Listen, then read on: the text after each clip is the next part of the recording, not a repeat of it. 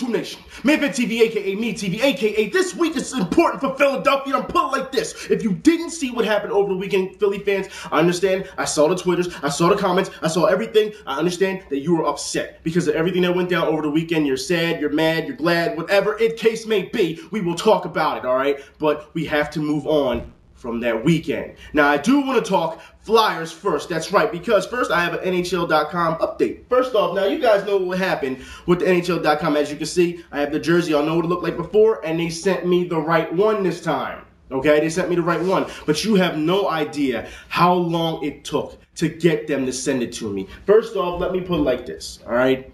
A lot of arguing, a lot of complaining. Like I said, when you're a customer and you're not happy with a product, especially as y'all saw, from the video before, I didn't pay what I paid for. I didn't get. Okay, so it took a lot of fighting with them just to get them to send me back. Because they paid for shipping. All right, to send it back. They gave me the right jersey, and they also gave me 20% off of when I said my next purchase. Well, what I had to do was I had to buy another one actually.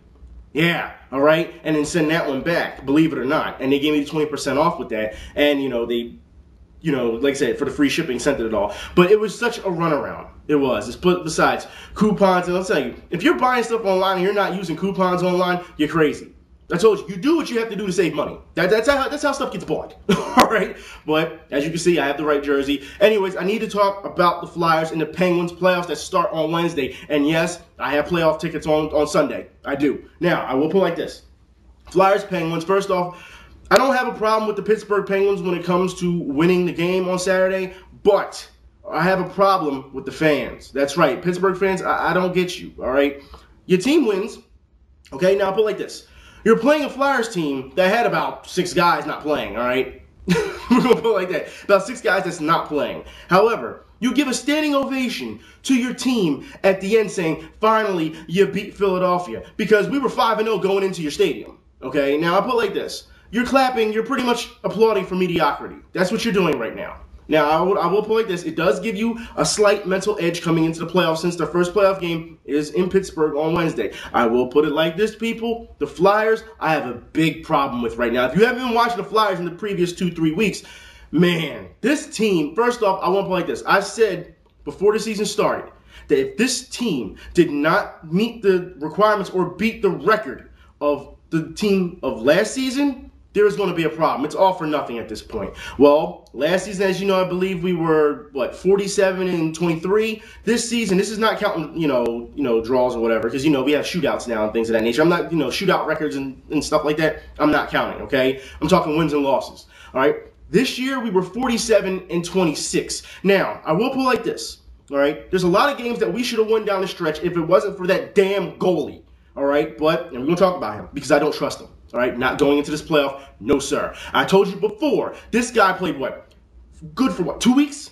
He played for 2 weeks good, and Philly media was ready to crown him king. That's what happened, okay? And I don't understand this because, he didn't play good all season, but we're just going to say, he's good for 2 weeks, we'll be ready. That's not how it works. The media has asked Ilya Bryzgalov if he's scared of the, Pittsburgh Penguins, and he said, and I quote, "I'm not scared of anybody. The only thing I'm scared of is bears in the woods."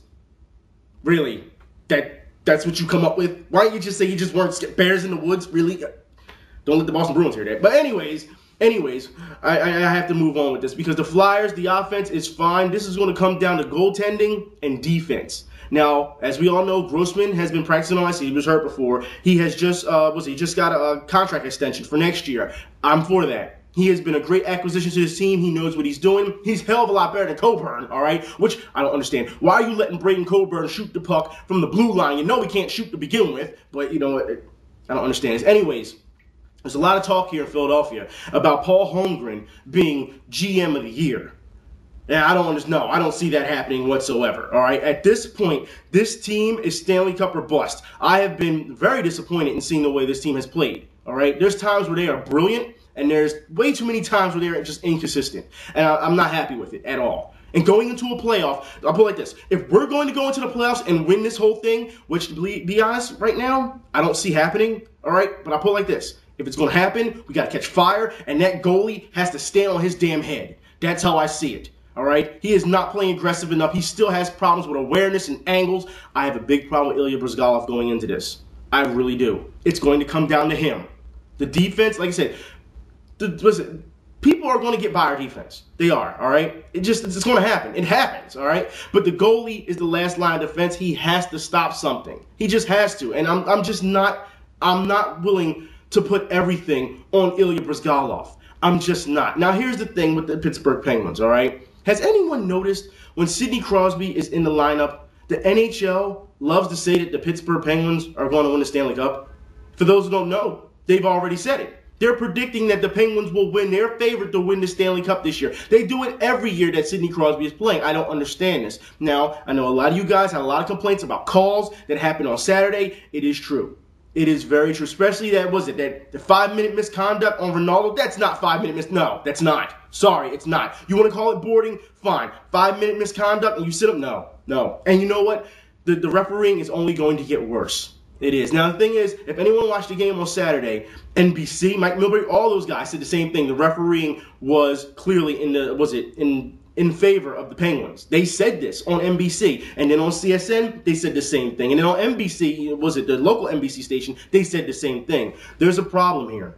And I don't think it's going to get any better come playoff time. I'm just saying, penalties will kill us in the playoffs. You got to stay out of trouble. I understand Scott Hartnell, he said it's going to be a bloody matchup. We cannot afford to have a bloody matchup. We have to go out there and play hockey. And guys, I swear, this little cutesy pass garbage, it's got to stop. This finesse garbage, it's got to stop. Crash the net, get into the slot, score goals. That's what you have to do. Disrupt their defense. Even though we lost on Saturday, did you see how many times the Penguins were on their heels? Because the way we were playing, crash the net. That's all you got to do, Flyers. Play Flyers hockey. That's all you got to do. That's it. Now I need to move on. All right, guys, I got to talk about this. Philadelphia Sixers, yeah, I'm looking down here for a minute because I got something to show you. I mean, I got something to read to you guys, all right? The Philadelphia 76ers, you're a joke, an absolute disgrace. And I say this because this is what happens, and I'm talking to you, CEO, all right? When you try to back all these, try to get all these bandwagoners around, and now they're all gone. All of them. Because nobody believes in the team. You went from first place and you leapfrogged. You went from first place to fourth place to 8th place. How is that possible? And now there's a chance that you may not make the playoffs. Now, for those who don't know what's going on, the defense of the Sixers, everyone's been crediting the defense. Oh, they play so much great defense. Did you see the game against Boston? Not one person, we talked about this on Twitter, not one person had their hands up on defense. You know what? Let's see exactly where the defense gets us these days. Shots up as I can just to be in rhythm, not necessarily gunning, but I can get on the court for a while. Be in rhythm, not necessarily gunning, but I can get on. Why would you give a shooter that good of a look at the basket that close? I don't understand it without putting a hand in his face. It makes no sense to me. Everyone's, I'm just going to turn my back to him. What? You gotta be kidding me. Evan Turner could have went over there around and leaned in, try to put at least a hand in his face, but nothing. He just decided to back away. Vucevic decided, hey, he's gonna shoot the ball. Let me get ready for a rebound. So you're leaving the guy wide open, uncontested. It makes no sense to me. Not whatsoever. But let's look on how the offense, with these countless turnovers that make no sense. Let's see what this looks like as well. Not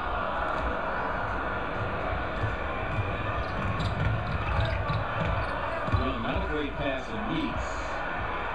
It's absolutely ridiculous. And anybody who thinks, that's just one isolated incident, no, this has been happening for weeks now. It has. It's horrible, all right? These guys have clearly stopped playing. And a lot of people are saying that now that they're not playing for Coach Collins, they're not listening to him. He's saying it's garbage, but it's true. Look at the way these guys are playing. If you look the way they played in the beginning of the season, of course they were against bad teams, like I said, but look at the way they were playing as opposed to now. They're not listening. They're not trying. And Doug Collins came out and said, they're tired, which we said how long ago that this play style would catch up to them and burn them out before the playoffs.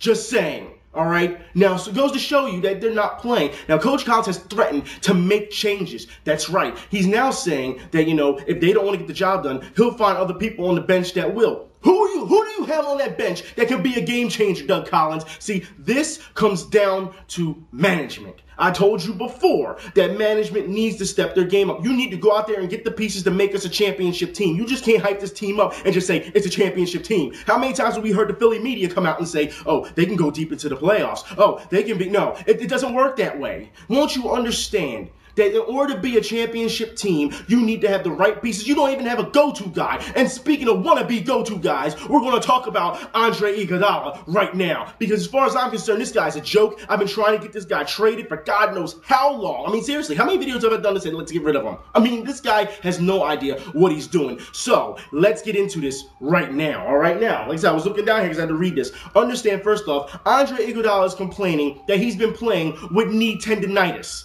That's right. Let's get something straight. Stop complaining, Pansy. As far as I'm concerned, knee tendinitis isn't a big deal. I had knee tendinitis, really bad knee tendinitis. Never complained once and still went out there and played. I know guys who had broken bones and came out there and still played. They didn't go to the hospital until after they, realized they had broke something. All right? Yeah, we're talking about ankles and carrying on. And they still played. I knew one guy, the bull rail down the way, he got shot. He got shot, went to the hospital, was there for 2 days, right? Came back and played in the tournament with the stitches in them. I'm not trying to hear this, all right? I understand that professional athletes, all right, they're an investment. I understand this, all right? But I'm not trying to hear, oh, I'm sick. I can't play for 2-3 games. I'm not trying to hear that. I'm not trying to hear, oh, I got knee tendinitis. I'm battling through it. I'm not trying to hear it. You have the best physicians and doctors pretty much in the world, all right? And for you to sit here and complain is a joke. That's number one. Number two, he has committed the ultimate sin that you can do here in Philadelphia, and that's bag on Philadelphia fans. All right, so he says, in Philadelphia, fans like hard-drinking gamblers with arrest histories who don't show up for practice and who shoot less than 43% from the field. That's the guy who gets all the love. Now, he's talking about Allen Iverson. That's who he's talking about. It's kind of funny because who shoots 43% from the field? First off, Andre Iguodala doesn't shoot the ball well at all. We know this. All last week he wore those stupid goggles, and what happened? He was missing, I mean, seriously, guys, he was missing just the rim in general. Always was side of the backboard. How do you have goggles? You got goggles on, you still can't see. You still can't shoot. I told you, it doesn't matter. Gimmicks, goggles, none of that works. Hard work and practice. That's what it comes down to. And for you to trash Allen Iverson, seriously, you have some serious problems. You do, all right? And now, mind you, Andre Iguodala, when Allen Iverson came back, what, a season or so ago? He came back, and Andre Iguodala was the first person to congratulate him, come back and say, we needed a leader. Because Andre Iguodala said he wasn't a leader, all right? He said that. And now you're going to throw him under the bus. Y'all know how I feel about athletes, teammates, trashing other teammates after they leave. Yeah, all that time you was there for years with Allen Iverson. You never said anything. All right? Never. Now, all of a sudden, he leaves, and now you want to bag on him? That's coward. I said that before about wide receiver 10 doing a McNabb, and now you're doing the same thing. I don't respect it. Not at all, all right? But that's not all, people. All right? I'm going to go to the next page. What he tells writer Lee Jenkins from Sports Illustrated. Check this out. This is ridiculous because, like I said, he paints Iverson as a party goer. He says, he's a good teammate 90% of the time. That's what he says, 90%, but that's not all. Now, we got to get into this part. Where is it at here? About Philadelphia fans. Oh, by the way, he disrespects Lou Williams and says that Lou Williams needs to play better defense. He called him out on it. Now, mind you, Lou Williams is our sixth man who has done more for this team than Andre Iguodala, but whatever. And the writer goes on to say that, Andre Iguodala, whoever wrote this article, talks about how he's one of these great players and carrying on. The guy doesn't average over, 13 points a game. I don't want to hear it, all right? But he goes on to talk about, Philadelphia, and he says, check this out. In Philly, it's not about who you are. It's about what you do for us. You could be the worst person in the world, but if you score a lot of points or win a championship, you can murder somebody. Now, guys, I have said here on the show many times, I do not condone people. I told you before, you have to separate sports and life. I talked about this to the Philadelphia Eagles when they bag on their fans, all right? Did I not say that? All right? And that you can't look at these guys as, oh, these great athletes, and they should be able to get away with anything they want to say. So whatever Andre Iguodala's on, obviously he doesn't know Philly. All right? He doesn't, because you can't get away with murder regardless if you win a championship. That's not how it works. It's not. And for him to say something like that is absolutely asinine. He needs to shut up. And the thing is, when he did this interview, it was a couple days before Fan Appreciation Day.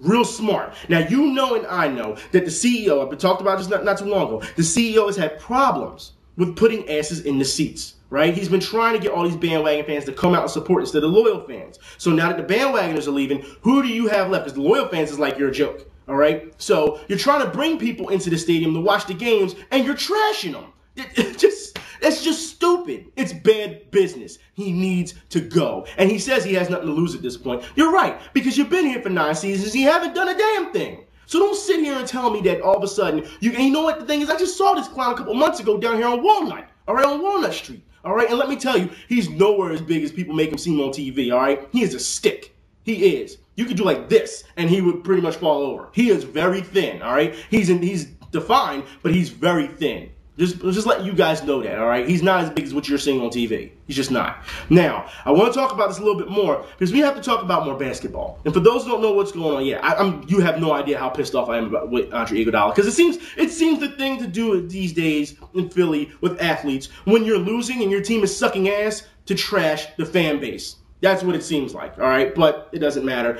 I need to move on about more basketball. For those who don't know, talk about this. ESPN Skip Bayless, that's right, comes out and trashes Russell Westbrook on his Twitter, as we know he always does. He always gets on Russell Westbrook about, not being a point guard, all right? He always does that because, as we all know, Russell Westbrook is a shooting point guard, all right? But Skip Bayless does the one thing that you don't, and he tries to throw his credentials in everyone's face.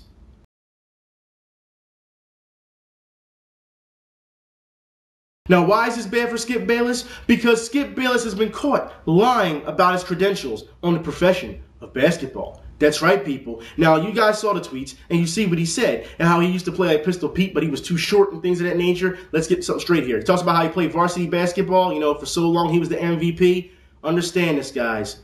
As a junior, he didn't play varsity basketball. He played JV basketball. That's what he did. In his senior year, he ended up playing varsity basketball. No, that's not all. For him to be Pistol Pete and that he would shoot too much, because that's what he's trying to say, that he would shoot too much. Skip Bayless scored 21 points in 15 games. Do you know what that means? That means it averages out to 1.4 points a game for a point guard. Understand that that's horrible.